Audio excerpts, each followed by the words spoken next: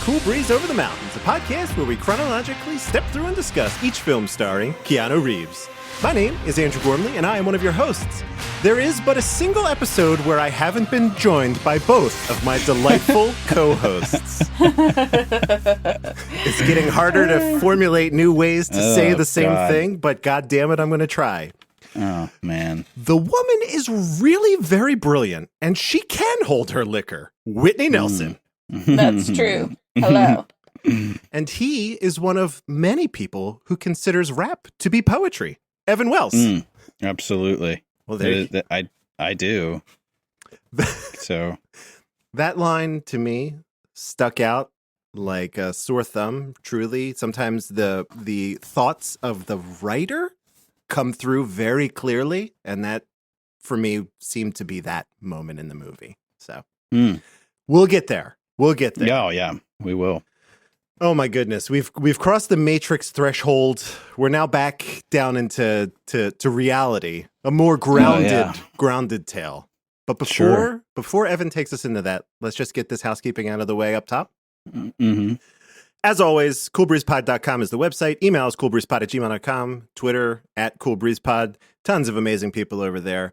I've been trying to get up my Keanu meme game, and I think I'm doing an admirable job. So if you like what we do and you want to support it directly, join us on Patreon, patreon.com/coolbreezepod, all that good stuff. If you don't want to throw any bucks our way, a review on iTunes is an incredibly helpful way to show your appreciation for absolutely no money, for free, just your time. And I know that time equals money sometimes, but hey, just do it. Just do it. Yeah. What's it going to be, like 6 cents of worth of don't time? Don't ask questions. No, just do it. Don't do that. So, give it a review. So, F, what are we here talking about today? Oh boy, Andrew, let me tell you. Today, we are talking about the film Something's Gotta Give. And the plot synopsis from IMDb is as such. A swinger on the cusp of being a senior citizen with a taste for young women falls in love with an accomplished woman closer to his age. Mm-hmm. Swinger? We're gonna... Okay. A lech, maybe. I don't know what the word is. Swinger doesn't feel right, but... Title. Yeah, but that's, hey, I didn't write it. Yeah, you're right. It was written and directed by Nancy Meyers, who's also known for The Parent Trap, What Women Want, The Holiday, and many more. Mm-hmm. Co-starring alongside our hero, Keanu Reeves, in this film is Jack Nicholson, Diane Keaton, Frances McDormand, Amanda Peet, and Jon Favreau. Mm-hmm. In a role very similar to some of his more recent roles. Yes. I would love it, absolutely love it, if you could tell us what the critics and audiences thought of this movie. Oh, would you, Evan? Love it. I would be delighted. Yes. Hang on one sec. She will be delighted. I will be delighted. I'm not delighted yet. No, Stand by. Future perfect tense. She Yes. will have been delighted. Stand by for delight. Okay, so we have a 72% critical score on Rotten Tomatoes and a 69% audience score. Nice. Nice. Nice. So you have a critic quote from David Anson of Newsweek, who says, "The movie, which ricochets between farce and poignancy, casts just enough romantic pixie dust to leave you smiling. It's certainly not the last word on the subject, but it's an amiable start." Oh, okay. Huh. And then we have a user quote from Toby H. on Rotten Tomatoes, who gave it 3 out of 5 stars, and says, "Something's Gotta Give is a simple platform for Nicholson and Keaton to strut their stuff. It will fall into the cliche category of charming chick flick with a familiar narrative, but it's something to give a go." Okay, Toby. Not bad. Okay. Not Okay. bad. Mm-hmm. All right. Now, did this movie work for us? We have not discussed this movie at all. No. So I think it initially did. Like I was like, this is a fun movie. And then it got like really slow. There was probably like 30 minutes that could have come out of this movie. Especially, like, not to jump ahead, but the scene of her like crying. No, Evan, you take it back. Yep, you're wrong. You're wrong, Evan. Okay, I'm sorry. Go ahead.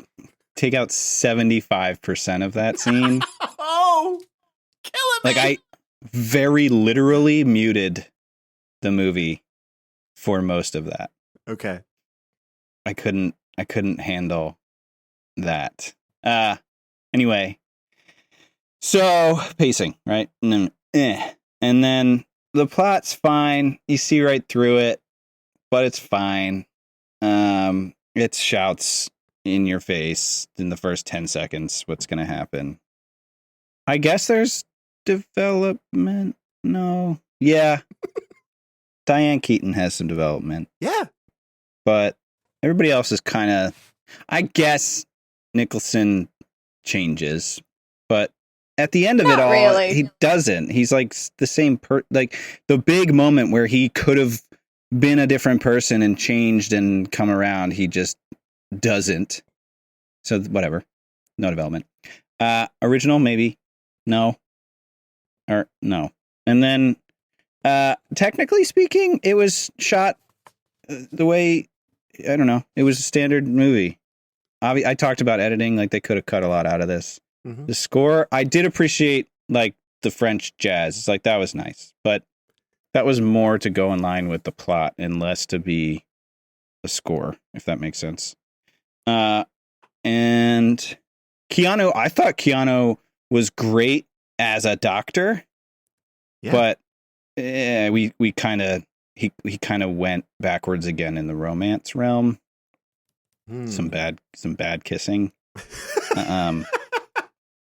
There was definitely some bad kissing. Oh yeah, but otherwise, like, I thought he nailed being a doctor. I thought he was good at that role. And yeah, that's where I'm at. All right, that told people very little about this movie. Well, I don't want to give away the plot, you know. So I mean, we've already talked about this. I like Nancy Meyers. I think her take on love is charming but realistic. Like, everyone has foibles, and the things that get in the way are like boring real life things and not some dramatic, like, huge, you know, plane crash or whatever that happens in some rom-coms where it's like a big dramatic thing. It's always a little bit quieter and a little bit more realistic. I think that Diane Keaton is a damn gem. Mm-hmm. And I think that this movie, specifically this movie, highlights her strengths as an actress in ways that a lot of her earlier stuff did not. Like, I feel like she was way more neurotic and, like, nervous or something, and like Annie Hall, and it fits for Annie Hall. Mm-hmm. But her earlier stuff, I feel like, didn't cater to her strengths as an actress, whereas this, I feel, very much caters exactly to her strengths. I don't love Jack Nicholson. I mean, like, I get it, but, like, I also don't get it, and I've never really gotten it. You know, like, when you talk about, like, Jeff Goldblum and people who like Jeff Goldblum, I get it. But Jack Nicholson, I never really got.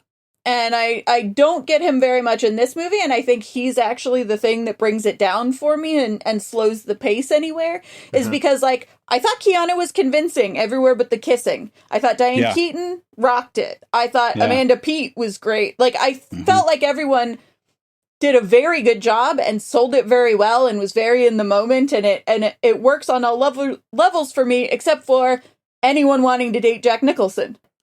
Wait, so I have to ask, like, who did you have a thought of who would have done it better? No, I didn't even think about that part. Okay. I mean, it's tough. Yeah. And I don't know, part of this is the last time I watched this, I was probably 20. And seeing it again now, I feel very differently about it because I am far less willing to put up with people's bullshit in order to date them. Oh, wow. And so the last time I watched it, I was like more in the romantic story. And this time I was more like, girl, you got a lot going on. None of you need this. Mm-hmm. Mm-hmm. Especially when he was so stoically unwilling to talk about his feelings. I was like, just forget about it. I love the crying scene. I think the crying scene is one of the best parts of the movie because as someone who for years and years and years was like stoic and kept it all together and then allowed themselves to be emotional, it's exactly that way for me sometimes now where I'm just emotional all over the place. And I feel like it was very true to life that like one little chink in the armor and she's crying for, 6 weeks straight. Yeah. Nancy Meyers is known for her like set, like her locations, the homes that she chooses and the ways that she shoots. And obviously this is all in the Hamptons and it's beautiful and this house is incredible and it all looks great. I love the color palettes of Nancy Meyers films where they're all very sort of like bright and neutrals and I just think that there's a very sort of romantic fairy tale sort of a vibe to the way that she shoots with the colors and the brightness and the whatever. So I love that part of it. I did also really like the French jazz. I just think that I didn't buy anything that Jack Nicholson was selling as an actor or like the person in the role. I felt like everyone else was believable and doing excellent work, and I just couldn't see why anyone would be interested in dating him at all. Even when he was supposed to be charming, I didn't feel like he was charming enough to make it work. So that slowed it down a lot for me from the first time I watched it till now. The biggest change was me just being like, why is anyone even talking to him? Who's giving this guy the time of day? Yeah. I'm so bored of him. He's rich. That's nine. But they didn't even play up the rich thing. There was not enough like sports cars and caviar and champagne and like this is why all these young girls are going out with him is because he buys them stuff. Like that's fine if that's the case. If you're saying like that's what his social currency is actual currency and that's why he's dating all of these young women. That's fine, but I feel like you need to make a bigger point of that. Because, like, Amanda P. was not in it for the money. Yeah, she seemed to be in for the personality. Yeah. He does wear a mean set of Wayfarers, though. Sure. That's not... That has never convinced anyone that I've ever known to date anyone else, so... Just one set of Wayfarers is not enough. Right. 2 sets of Wayfarers, though. No, I'm just fucking. Now you're talking. Andrew? I was actually surprised at how much I enjoyed this movie overall. At about 30 minutes in, I mean, earlier, give or take, I was like, yeah, I thought I saw this. I never saw this. I have seen the Keanu scenes in this film, probably in some internet meme form, but I have never seen this movie. So this was my first time watching this, despite the fact that I was pretty convinced that I had seen it. I have not. There was like a string of movies around this time that kind of it could have been another Nancy Meyers movie for all I know. I have no idea, but I never saw this. That said, I really enjoyed it. I thought it was a lot of fun. And there were some truly laugh out loud moments in this movie for me. Yes. The crying scene in particular, Evan. Yep. Oh, God. I kept laughing harder, which is such a weird and fun line for a director and a writer to walk, where the only reason I was laughing was because I was like sympathetic, like, yeah. You don't want to laugh at someone crying, but this was specifically designed for that reaction. And it was great. It really, really worked on me. Yeah. Me too. And I get like Jack Nicholson for me is I think he is great, but I also think that he's mostly just being Jack Nicholson in his roles, right? It's not you'll have like the Joker maybe and his role in The Shining and then everything else is basically Jack Nicholson. So, okay, fine. And if you dig that, great. I happen to dig that. Cool. I was actually blown away by Diane Keaton in this. I never, for whatever reason, considered her to be like a comedic, like have a comedic. Oh my God, she's so funny. Yeah, she was like, just her face, just the faces she made in this film were funny. And everything about it, I was like, this is great. And you both mentioned Keanu, and I think he fit this really, really well. I liked the kind of bravado his character had, like, you know, very, very confident in his advances, and it was delightful to see. Amanda Peet, obviously, but we got to talk about Frances McDormand, who is the best in everything. Always. I mean, Frances McDormand is always the best at everything. If Frances McDormand is in something, she's the best in it. Yeah. Yep. This is not an exception. She was every time she was in as well. She had maybe a minute and 20 seconds total of screen time in this movie, and she made every second of that count. Yeah, it was it was really something to behold. Yeah. Again, her facial expressions, just the couple lines she delivers, really great. Yeah. Plot wise, I thought I'm kind of in line with what the critics and the reviewer that we had said, where it was like it walked just a fine enough line where it was like it was almost there was a point, it's like almost too serious, but never quite getting there, and then almost too corny, but never quite getting there. So it straddled that line really, really well for me. And I again, I don't watch a lot of romantic comedy movies, so I don't have like a basis, but from what I understand, they generally just tend to be more corny, right? Like not or less realistic, I guess. Yeah. Character development was fine. Just Diane Keaton's character specifically. Everyone else was, it's her story, and she crushed it. Yeah, she did. And I specifically also just want to mention how it's one of those things that, like, when I went to go see Wonder Woman, I'd never seen women on screen quite that way before, and so it made me emotional. I feel the same way with Diane Keaton in this movie, because I feel like she's showing so much of herself, but also the fact that it's a movie that's written like for the main lead woman to have two ostensibly good choices between men, and to have like the younger 30-year younger man going after her, but to also have Jack Nicholson going after her. And I don't necessarily think Jack Nicholson is a great option, but I think that like this strong independent woman having people like her for those reasons is a refreshing thing to see on screen. I enjoy that. Yeah. And speaking of, I love the conceit that I feel like there's always like, when you have these situations where it's like a love triangle, right? There's, I don't know. It could be like, I don't know it was very clear, like, to me that Keanu was the choice, right? He accomplished in his own right.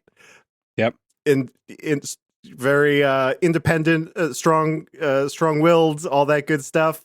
Obviously, like, adores her, worships her to a degree.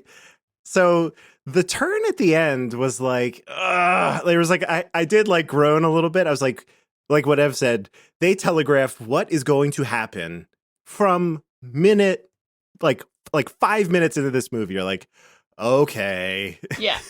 And I didn't want that to happen. Like, yeah. It's like, right. Yeah. I didn't want to, you idiot. Like, I didn't want to go that far, but I was like, it's so obvious.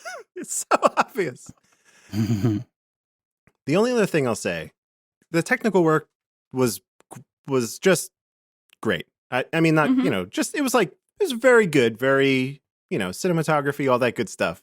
I will say that this movie opens with a song.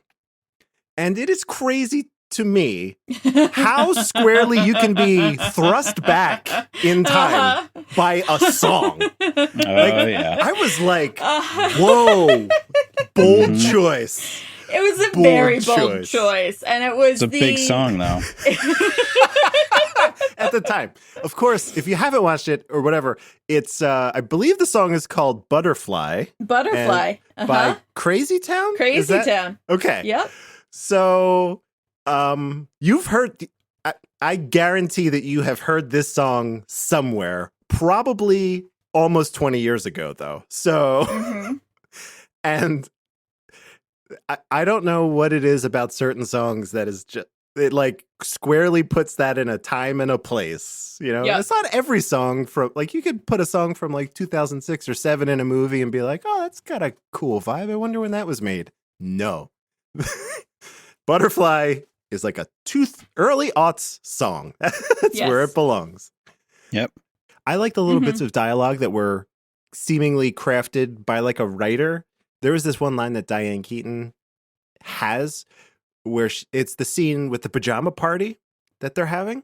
And I don't know what the context was exactly, but she literally says, was one of us just saying something interesting? Like, that is the question she asked. I love that line. And I was like, that is so good. But like, very on the nose. I loved it, though. It worked really well for me. So, yeah, overall, I thought this movie was delightful. Yep, it's a good one. It's not as good as I remember it being, just because I'm like, not willing to put up with Jack Nicholson's, like, I won't talk about my emotions nonsense. Right. But other than that, it still holds up in every other way. It's still pretty. Diane Keaton still is a goddess in this movie. She's incredible. It's great. Yeah. This movie hinges, like, I don't think there's a question of whether you will like Diane Keaton in this film. Like, no, it seems to be a given. The real thing is what your feelings about Jack Nicholson are. If you like what Whitney's saying, like, if you're like, meh, then he has to hold up the kind of other half or the other third, whatever you want to say, of this movie. And that'll be what determines your level of enjoyment. Certainly. Because Keanu is really good and Diane is amazing. So there you go. Yeah. That's it. Oh, that's I love that. That's a very, I never know what way we're going to go with these things. If we don't talk about them, we don't give our thoughts little hints here and there beforehand. So if I was betting, I don't know. I feel like, Ev, you should have liked this more. It's probably your number one film, though, right? I'm guessing. We'll find out. All right. Well, I think that unless we have any other thoughts, I think this brings us to something real special. Do you have any other thoughts? What is it? What's special? It is. It's an Interstellar favorite. It's I don't know how else you could describe it. That's what makes it special. So let's just go there. Let Keanu take us away. Pop quiz, asshole. There was a time when I had the need to learn from you. Oh, what the hell do you know? Lose! I don't lose! I win! You got a lot to learn about sportsmanship. Oh, my Pop Quiz Assholes, our very own Quizzo show where the host, in this case, me, ask the contestants each 3 questions worth a point. If one of them gets it wrong, the other has a chance to steal. The host may also add bonus questions at the end worth a point value of their choosing. There are bonus questions, 3 of them. One is a complete softball worth 2 points. Rad. I can't put it any more straight and narrow over the plate for you, but it is first to answer. So there Whitney, is that. let me have it. The current scores are as follows. Whitney has 80 points. God. Evan has 47 points, and I have 52. Obviously, my points will not be going up today, but Let's hope for a spirited game between Whitney and Ev. Let's see. Whitney was the host last time. Is that correct? Yeah? Mm-hmm. So you are up first. All right. It's been a bit. Here we go. Here we go. This is actually not the first film where Jack and Diane played the leading roles together. That honor goes to which film? Ooh. Is it Terms of Endearment, Reds, or Crimes of the Heart? Reds? That is correct. You did it. Do you really know the cast of Terms of Endearment and Crimes of the Heart? I know the cast of Terms of Endearment. I don't of Crimes of the Heart. Perfect. All right. I literally thought Whitney was like having you clarify that you said the word Reds, but it was her. No, yeah, that was my answer. There was a question inflection in your voice. Like, did you say Reds? You got it right. It was great. Either way, she got the point. We're not exactly. There's no takebacks. That's awesome. All right, Evan. This is an observation question. Are you ready? Uh-oh. I'm bad at that. Harry's screen name in the movie contains Jack Nicholson's real-life birth year. What was it? There is no multiple choice. 37. Unbelievable. Wow. They're too easy. I made them too easy. I gotta ramp up the difficulty. Yeah, I remember seeing that and being like, why the hell is it 37? So that's interesting. Yeah. AOL Instant Messenger makes a cameo in this movie. I should have thought of that, though, because that was like such a go-to. If the come my lady, come my lady didn't put it in a time enough for you, then the AIM messaging does. Even the sound effects, too, right? Yeah, the little like whoop, whoop. Yeah. There's no way to emulate those sound effects. That had a throwback in it, for sure. Diane Keaton's font choice, I thought was very particular. Verdana, 14-point, bold, italic, blue. I did appreciate that it was bold. Bold, italic, blue. It's that everything she types, she means. Yeah, with a lot of emphasis. But do you remember how important font selection was? I do. I mean, I remember mine still. Oh, what did you use? I'm curious. I was Book Antiqua, purple, Oh, and I was also italicized. Huh. Fun. At all times. How did you emphasize words? Like you gotta unbold and italicize them, and then there's But I didn't bold it, so I could still use bold. Bold. Got it. Okay, Book Antiqua. Ev, do you remember your AIM? I AOL think font? I think my font was Gaslight. What is that? I've never. What is that built in? I think it was because I remember that font very clearly. Yeah, I think it was Gaslight. I don't know. I don't know if I had a color. I have to look that up now. It's probably a Google font. For reference, I was very plain. I was Tahoma, 12-point, and usually green. That's all. I don't remember what size mine was, but I do remember purple Book Antiqua. I think my text was gray. This is great radio. We were all pretentious fucks. Anyway. Oh yeah, absolutely. What your font choice says about you. Pick your font. We could write a book. Or, no, like one of those terrible like clickbait quizzes. Oh yeah, totally. Or just a Medium article, you know? So it's fine. It's a think piece at this point. All right. All right. Back on track, Whitney. Questions. Here we go. In this movie, Jack Nicholson plays a notorious bachelor, and Diane Keaton is the divorcee. But in real life, which of the following statements is truth? Both Diane and Jack are happily married. Neither of them have been married. Or Jack is divorced, and Diane is a notorious bachelorette. So I know for sure Diane Keaton has not been married. I'm gonna say... I have no idea. I'm gonna say Jack Nicholson was divorced. The roles are reversed in real life. Yeah. Wow. Yeah. Diane Keaton never married. However, romantically involved with Woody Allen, Warren Beatty, and Al Pacino. Mm-hmm. So there you go. Some big personalities. Oh, for sure. And you're like, here are these. You're like, what's her type? I'm like, I'm not sure. Who knows? Men, I guess, but that's Maybe? about as far. Maybe. I don't know. So there you go. All right, you two are crushing it. I'm the point fairy. All right, here we go. Ev, I think you're going to love this one. Yes. Jack Nicholson turned down a role in which of these films to star in this one? Death to Smoochie, Bad Santa, or Intolerable Cruelty? What? Any one of those is wacky. Yeah.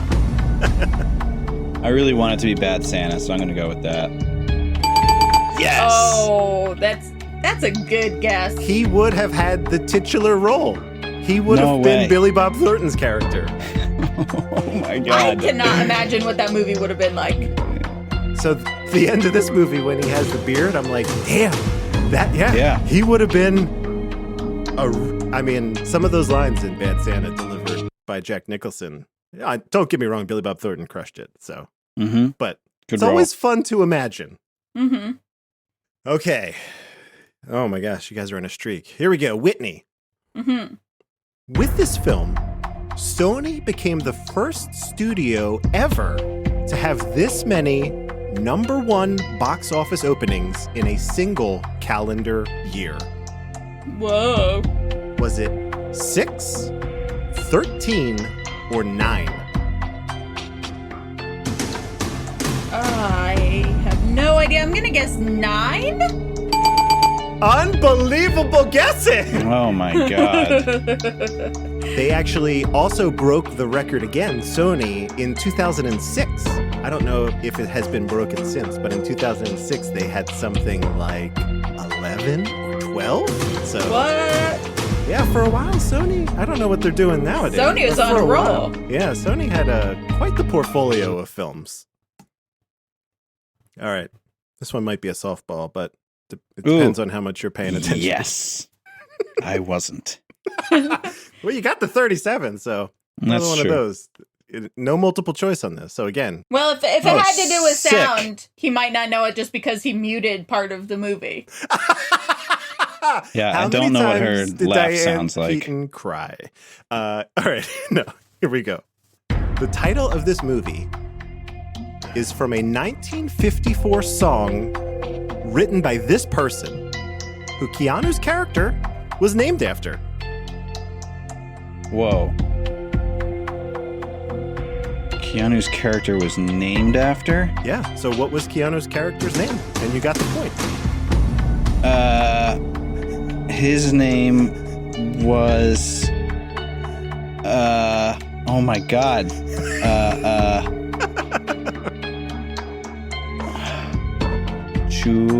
Julian. Okay. I can get. I mean, do we got a last name? Oh no. Here's what I'll do. If you'll abide this, if Whitney can give me the first and last name, then she gets the point. Is that fair? Yeah, I guess that's a steal. Whitney? Julian Mercer? Oh, That's it.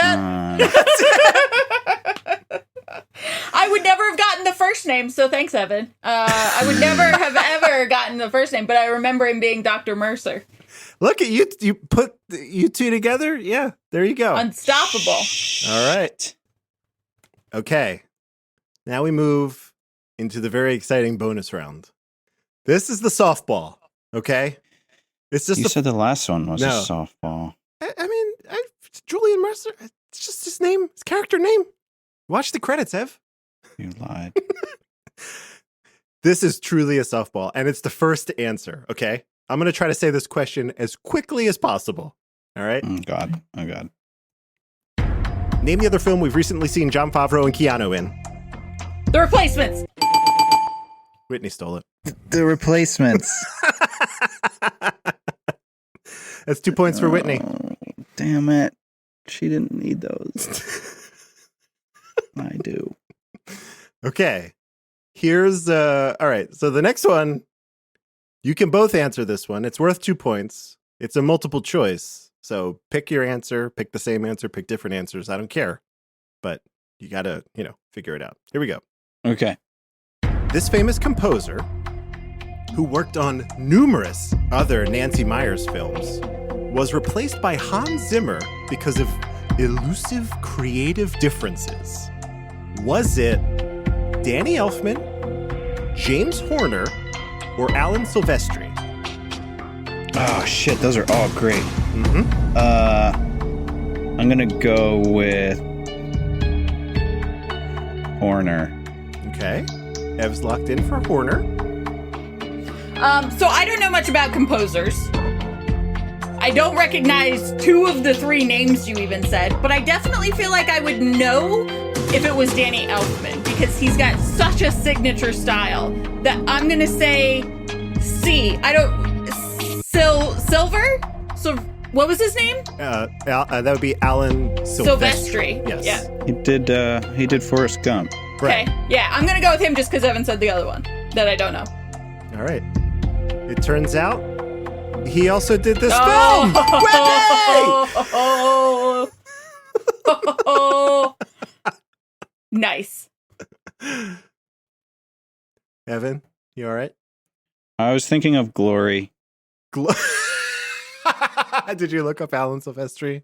The moment? No. For Horner. Oh, Horner. Okay, got it. It's a really good score. All right.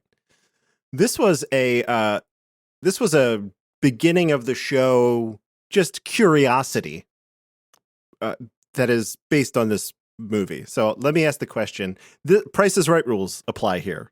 Okay. So highest without going over. Here we go. Okay.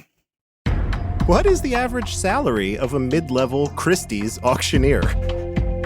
Whoa. I would have figured they were commission. That's interesting. Right now or at the time of this movie? It's probably going to have to be of right now. Because, yeah. I'm going to say $60K. Okay.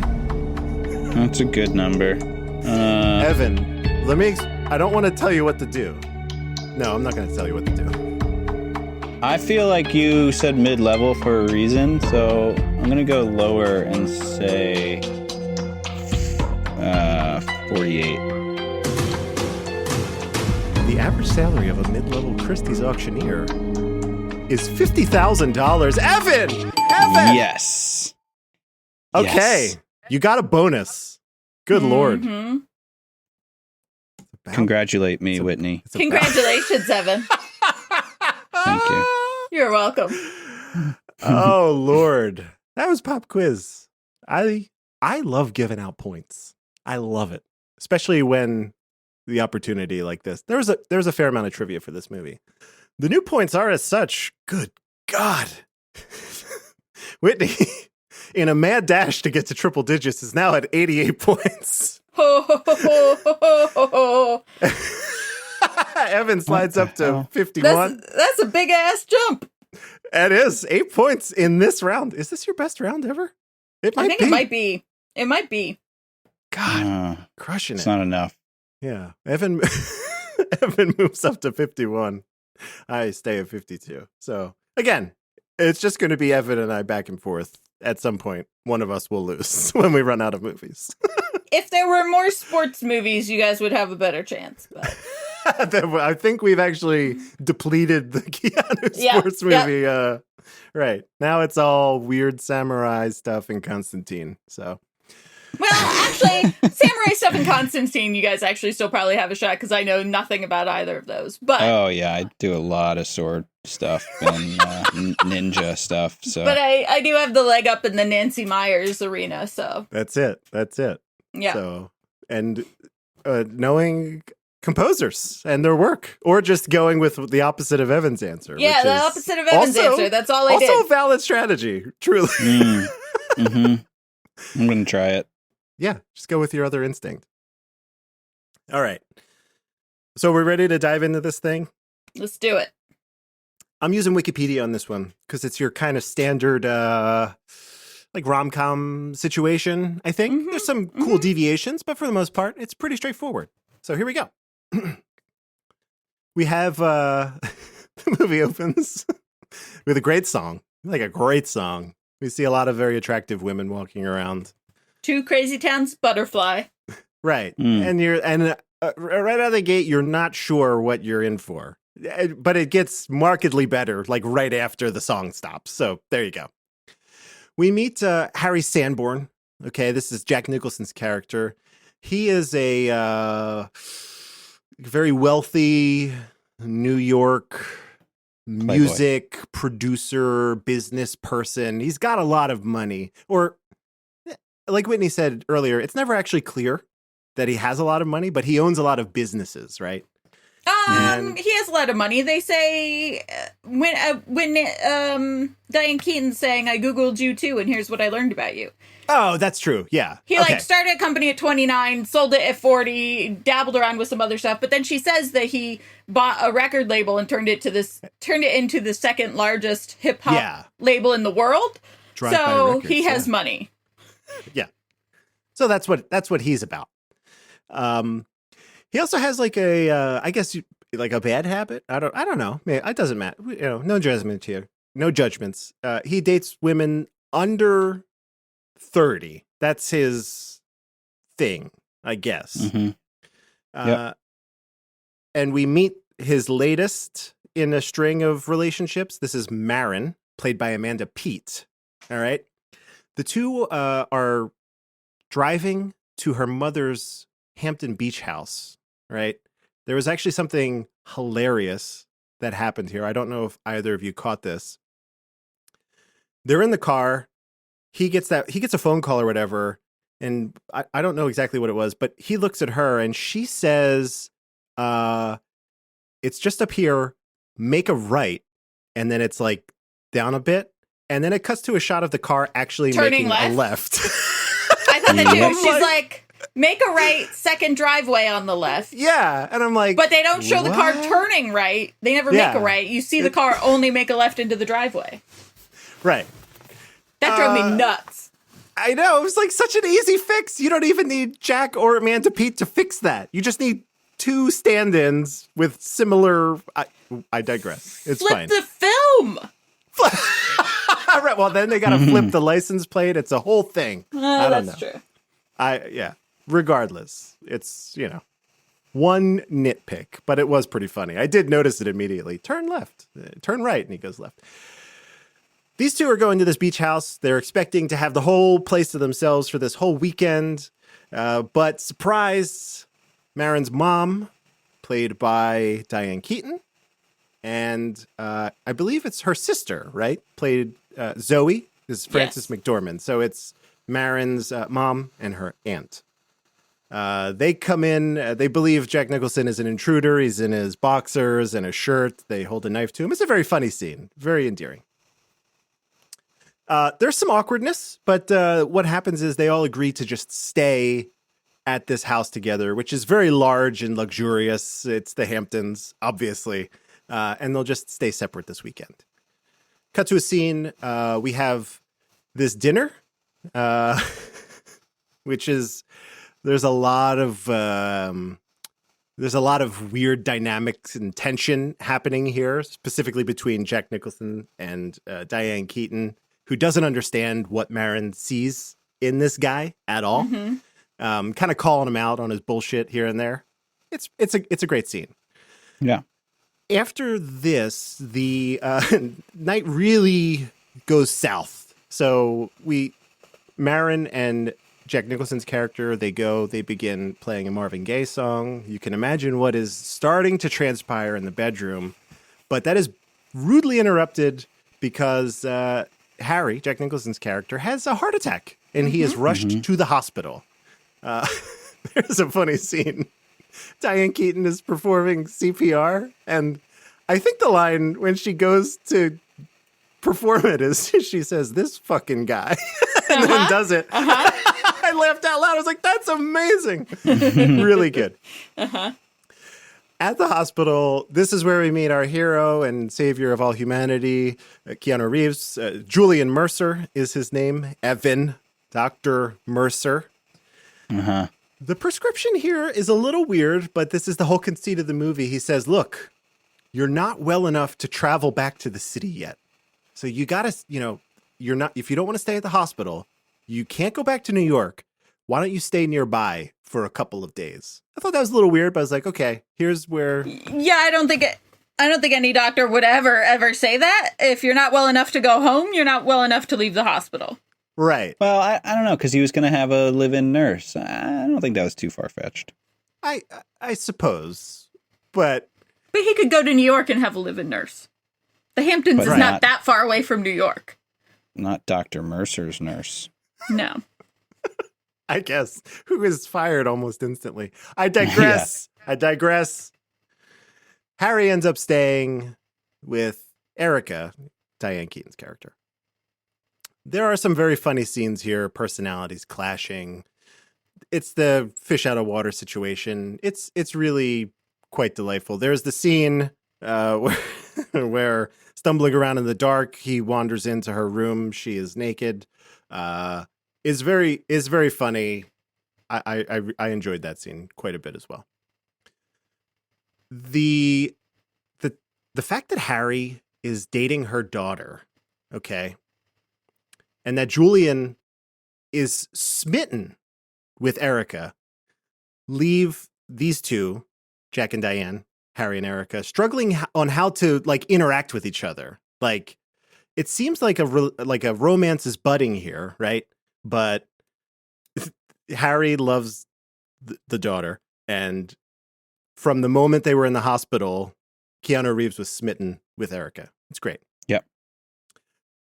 To remediate this situation, Marin says, look, here's what I'll do. I'll break up with Harry. Then you two can try to work this out.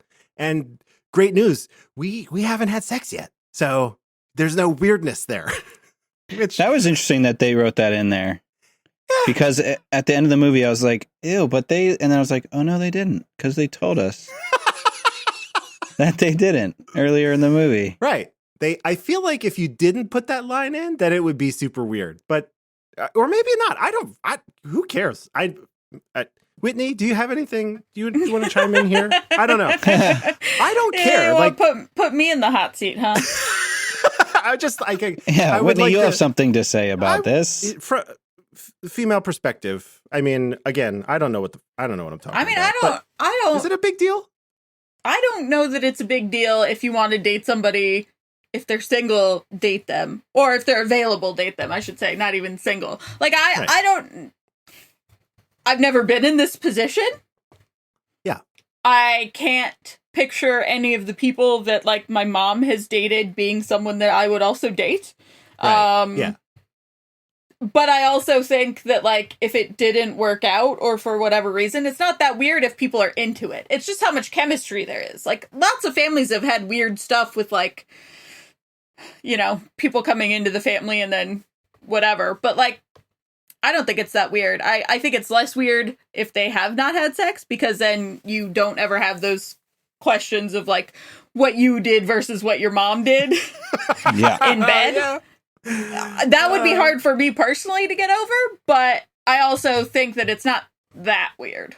I mean, I have never been in that situation, and I do not foresee myself being in that situation, but also, you gotta do what the heart wants what the heart wants. Yeah. Perfect. Okay. So Marin and Harry break up. It was great. She actually goes to break up with him, and it turns out that there was a little reverse psychology. He breaks up with her. She didn't even realize that was happening. So what this leads to is Harry and Erica spending more time together, and they really get to know each other. We get that scene where they're walking on the beach, and there's I Googled you. That's great. They learn, there are little things throughout the movie. She only picks up these white stones, right? Which fits in with the Nancy Meyers overall color palette that's going on here. She collects these white stones that wash up on the beach. Harry gives her, he's like, here's a black one, right? To remember me by. Just little kind of tokens like that. You're like, I see what's going on here. Eventually they consummate their relationship. It's pretty great. They do the nasty. And they both seem to really enjoy it. And they're both really good at it, apparently.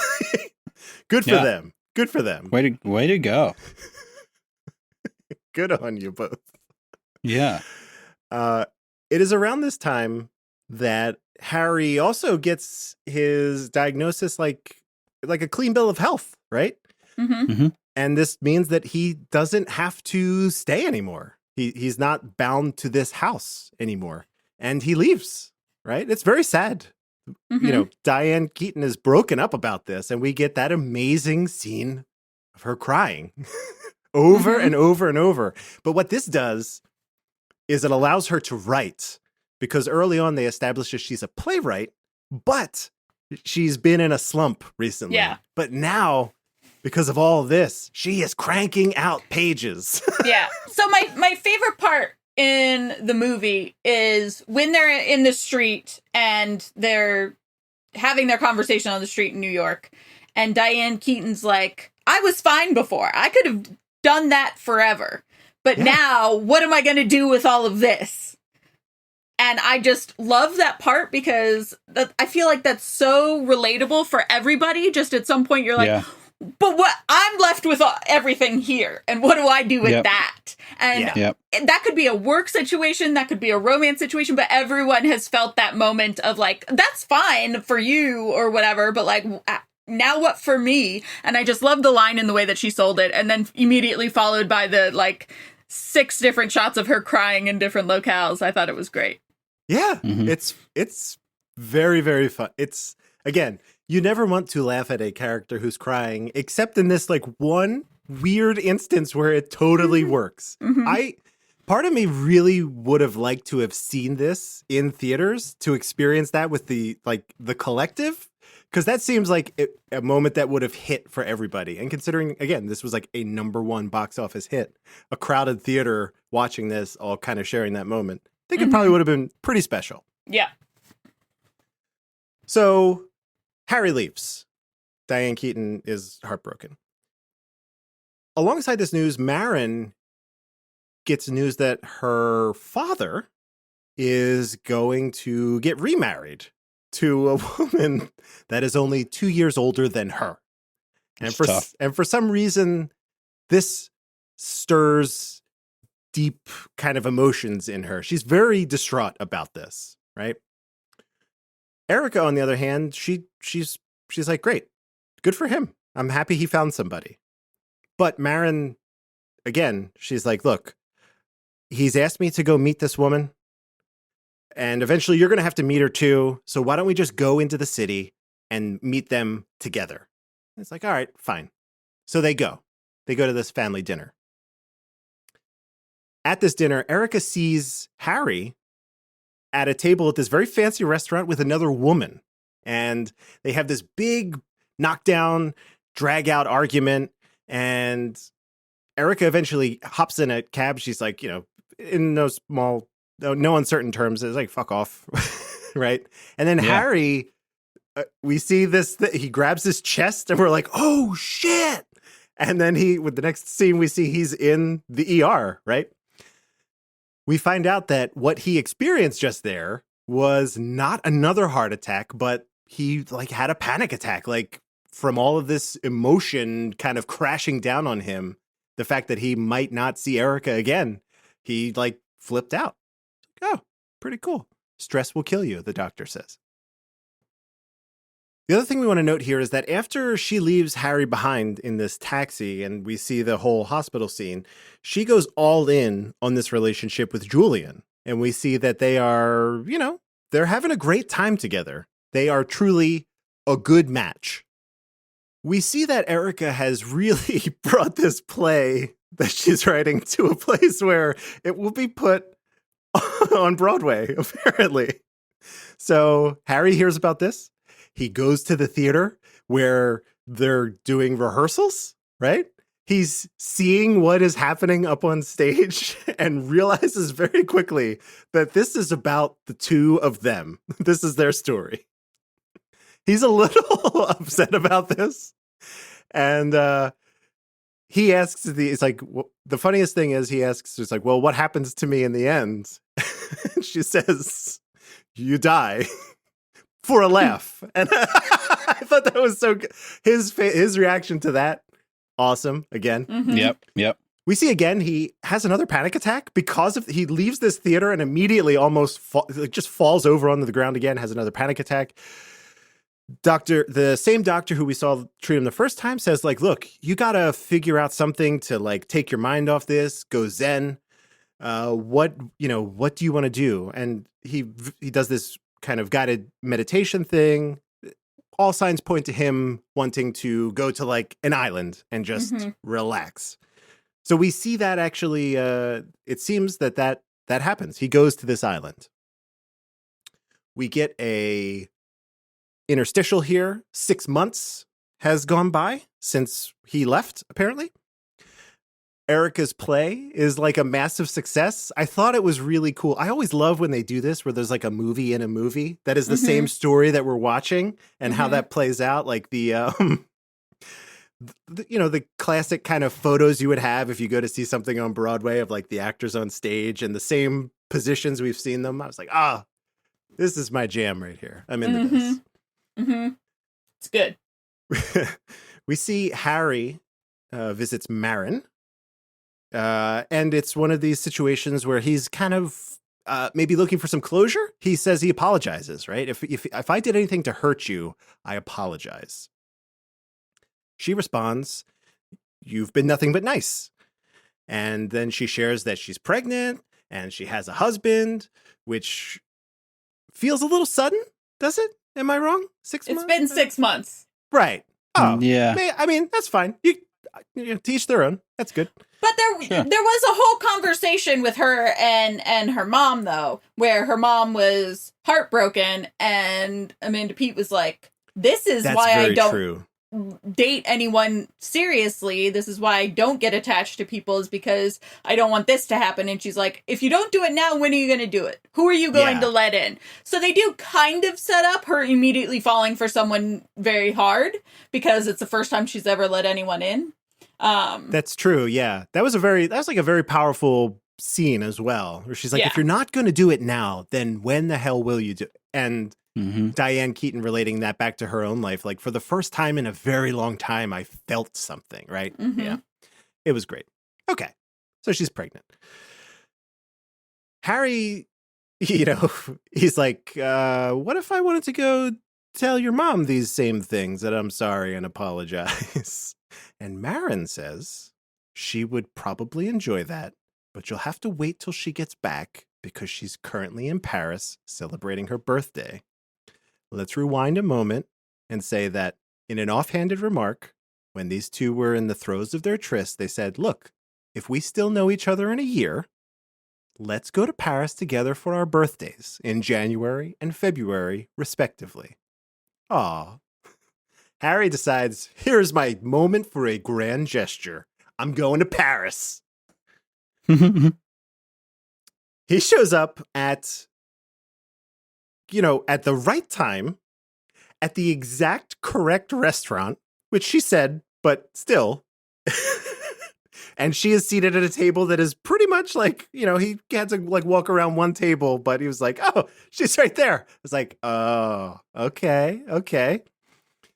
Harry explains that over the past 6 months, the reason he was completely out of touch is because he has been going to all of the women he's ever had relationships is a loose word here, but relationships with, and tried to figure out what went wrong, what was the problem with him. Honestly, they all had basically the same story. And this really helped him learn a lot about himself, with his trip ultimately ending with Erica, where he goes the farthest away, right? Julian, who we knew was going to show up at some point, Mercer, Julian Mercer. his full name, Uh-huh. appears out of nowhere. And he's like, oh my God. Now, the two of you have to clarify this for me Mhm. because I just want to make sure I read this right. Was this the case that Julian pulls a gift out of his bag and it is a very small box? Mm-hmm. Was he absolutely intending to propose this night? Yes. Oh my God. Well, I don't like it because like, is that how many times have you seen a proposal where she opens the box on her own? Like, isn't it part of like the display? Like, you kind of say like, "Will you marry me?" and you open it and show it to her. That's well, I why don't know. I I've never asked. proposed to anyone on their birthday, but I also think that if it's in the guise of a birthday gift, maybe you don't. Right. That's what I was. Because it is her birthday, that's why they're there. And he was like, I was out all day, she's impossible to shop for. And then pops down a very small box. And I assume, especially by the way that she was like, I don't want to open this in front of Jack Nicholson. That's Yes. what everyone Yeah. else thought too. Regardless of what was in it, Yeah. that's what she thought, and that's what Jack Nicholson thought. And her not wanting to open it right then and there because that's what she thought it was. It doesn't really matter if he was trying to propose. The message is loud and clear. Even if it was like pearl earrings or something like that. The message of, I don't want to open an engagement ring in front of Jack Nicholson very clearly tells Keanu that she still has feelings for Jack Nicholson. Right. We get this, this birthday gift comes out, whatever. Jack Nicholson, Harry stands up. He's like, you know what? I've crashed your party. I'm going to, I'll just see myself out. They both Julian and Erica both insist that he stay, hang out. It's crazy that he happens to be in Paris at this exact time. Right. All right. They have this dinner. There are some awkward moments exchanged here of like, I love that about her. Oh, me too. Those sorts of things. So they all end up getting up. They walk out of the restaurant after Harry covers the bill, which is a very nice gesture. Harry says, you two have fun. I'm going to go for a walk. You can take this cab. He walks over. It's a very beautiful shot. He's over the river, I guess the Seine, probably. Paris, I'm guessing. Mm-hmm. And then it starts snowing. You're like, oh, here it comes. Here it comes. We hear a car pull up. Door opens. He turns around. It's Erica. Mm-hmm. She explains very, very calmly, very coolly that Julian had enough self-awareness of the situation to know what was going on, and he decided to just be the better man and step aside, which I was like, that was where there was an audible groan from me. I was like, ugh. But that's how these movies go. It's fine. Harry explains that the whole reason he did what he did over the past 6 months was really just, it made him realize it's like, I love you.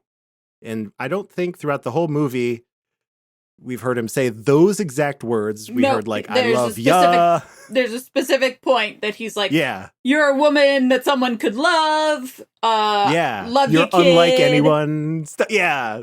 It's crazy. That kind of All stuff. of He this never dancing says, around. I love you. Right. And at this moment, he finally does. Cut to a year later.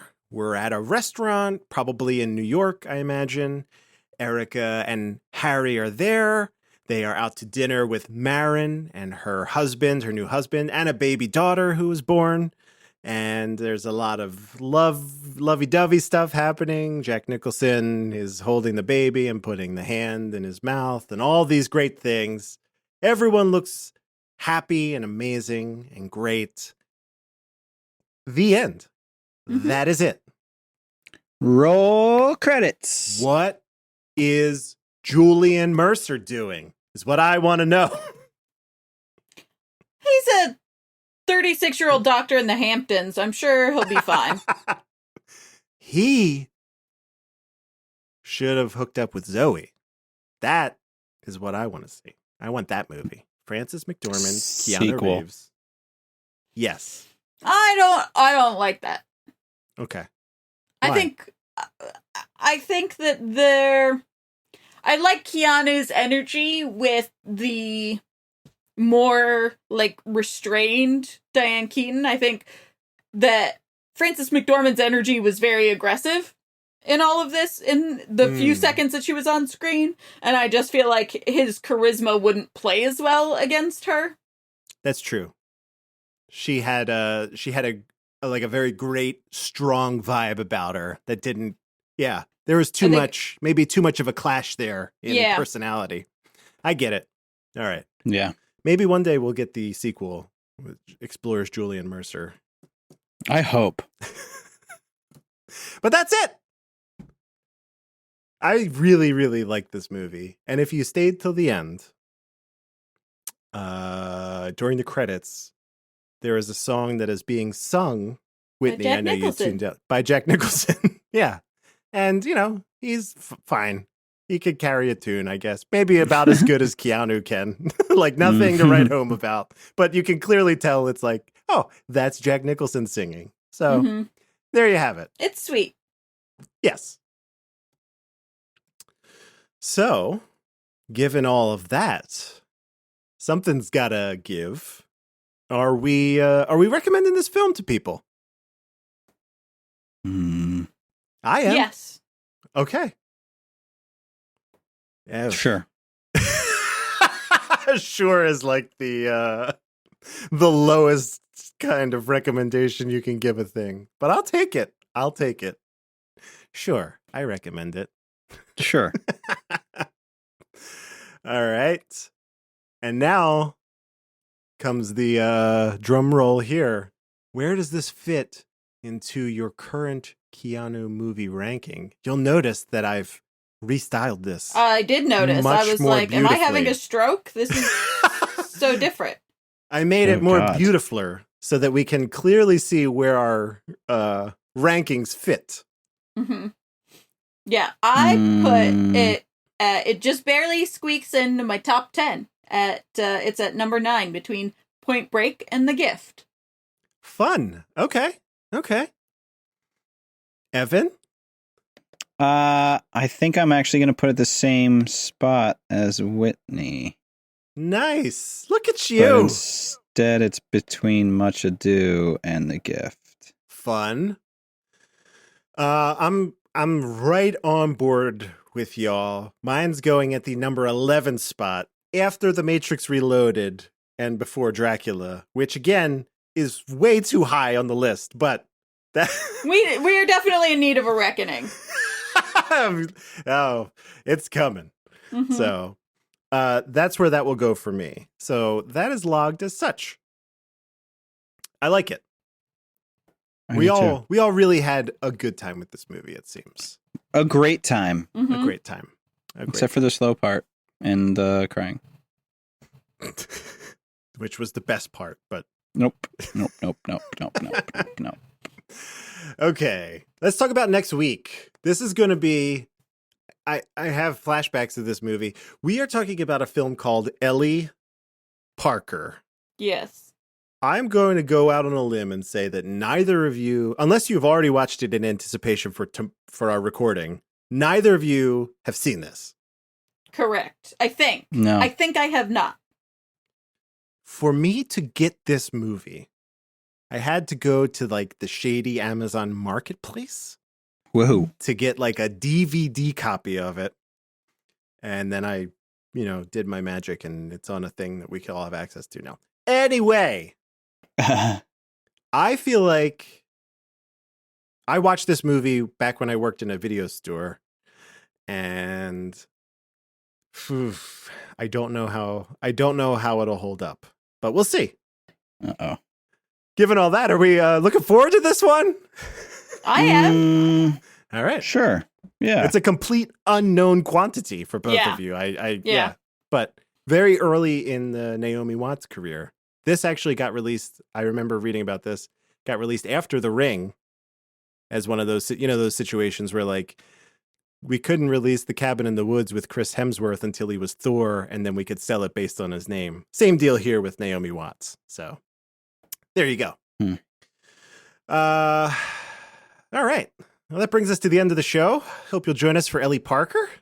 Then we only have a few more episodes left, and then a reckoning, which will be great. Gonna be good. So until then, Whitney, what are you doing on the internet this week? I don't even know anymore, honestly. It's so much. So much. And it's the holidays, and there's like a lot of work before I go on vacation for the holidays. So like it's been all over the place. So I really don't know what I've been up to. Just follow me on Twitter at Whitney_Nelson, Nelsen, and I will retweet all my podcast happenings there. Perfect. That's a great follow. I really good. Really don't say too much on Twitter. But It's still great. thanks. All right. Well, speaking of people who don't say too much on Twitter, great segue, Whitney. Evan, what are you doing on the internet this week? Well, I have a Twitter at Evan Akery. It's terrible. Okay. So go follow Whitney's instead. Mm-hmm. At least I talk about charcuterie. That's one of my recent tweets. At Nice. least. Okay. I don't even know what my recent tweet was. We could look it up on the show. It's like- Probably something I like upvoted on Product Hunt or something. Classic Ev. Something automated. I'm also on Instagram at Evan Akery. Yeah, that's fine. That's enough. Instagram it is. I pulled up your Twitter here. Oh, damn it. You retweet on 10/22, so very, very recent. You retweeted New Scientist, the CRISPR genome editing technique that's revolutionizing biology just got a major upgrade. So that's where you were It's at. important to know. Okay. Perfect. Hey, no judgments. But is it Go as read good it. as this gem, which is My Christmas List by Simple Plan was just playing in the bank, and every teller sang along, and 2 different customers Shazammed it. No, that's That was gold. 5 days ago. That happened. That's to a me. real slice of life is what It that was. is. Everyone and was delightful. like very into My Christmas List by Simple Plan, and I was like, I didn't even know this song was still a thing, but There it you go. is. Current, topical, given the holiday season. Mm-hmm. A plus. A plus. Mhm. You can find me across the internet. Twitter, Instagram are the best, at Dark Driving. Also at Cool Breeze Pod. That's mostly me. I think it's all me. But yeah, on behalf of the show, obviously, we have fun. We have fun. And then you can also visit youtube.com/the primary storyline. See some video editing stuff if you're into that. So please do give that a look if you want to expand your skill set. Something for the new year. New year, new you. That's a thing, right? People still do that? No? Yeah, Mhm. I think. Don't let your life be dictated by the revolutions around a star arbitrarily. That's all I'm saying. What? Start right now. Yeah. Do the Oh. thing. You're referencing the sun. We made numbers up, so like it doesn't matter. Yeah, Yeah. none of this stuff matters. Time? What are you doing? Just do One it. of those, Start one of working those out. Mayans, no. The Mayans didn't even have the internet, you know? And come on, they're going to build calendars. Get out of here.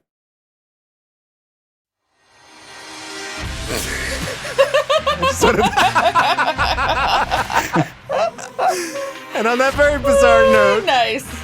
thank you all for joining us. And in the words of Bill S. Preston and Ted Theodore Logan, be excellent to each other and party on, dudes.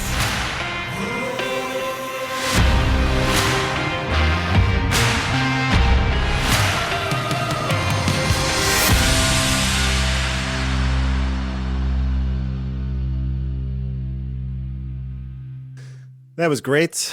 I'm stopping recording. Oh my goodness. Me too.